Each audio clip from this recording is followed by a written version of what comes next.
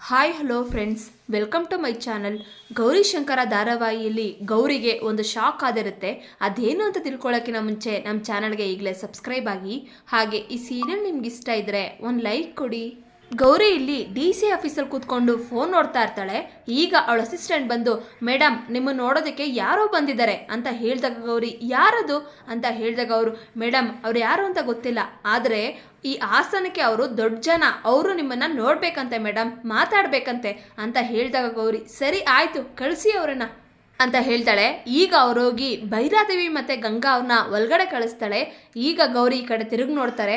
ಅಲ್ಲಿ ಭೈರಾದೇವಿ ಮತ್ತು ಗಂಗಾ ನಿಂತಿರ್ತಾರೆ. ಅವ್ರನ್ನ ನೋಡಿ ಗೌರಿ ಶಾಕ್ ಆಗ್ತಾಳೆ. ಭೈರಾದೇವಿ ಮತ್ತು ಗಂಗಾ ಕೂಡ ಗೌರಿಯನ್ನ ನೋಡಿ ಶಾಕ್ ಆಗ್ತಾಳೆ. ಈಗ ಗಂಗಾ ಮನಸ್ಸಲ್ಲೇ, ಹಾಗಾದರೆ ಹಾಸನ DC ಈ ಗೌರಿನ, ಅದಕ್ಕೆ ಹೇಳೋದು ಈ DC ಅಷ್ಟೊಂದು ಹೆಚ್ಚಿಗಾಡ್ತಾ ಇರೋದು, ನಾನು ಶಂಕರವ್ರನ್ನ ಕಷ್ಟ ಸಿಗಿಸ್ಬೇಕು ಅಂತ ನೋಡ್ತಾ ಇರೋದು. ಏ ಗೌರಿ, ನಿನ್ನನ್ನು ಮಾತ್ರ ಸುಮ್ಮನೆ ಬಿಡೋದಿಲ್ಲ ಅಂತ ಗಂಗಾ ಮನಸ್ಸಲ್ಲೇ ಅನ್ಕೊತಾಳೆ.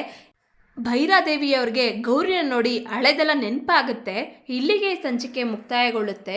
ದಯವಿಟ್ಟು ನಿಮ್ಮ ಅನಿಸಿಕೆಗಳನ್ನು ಕಮೆಂಟ್ ಮಾಡಿ. Thank you.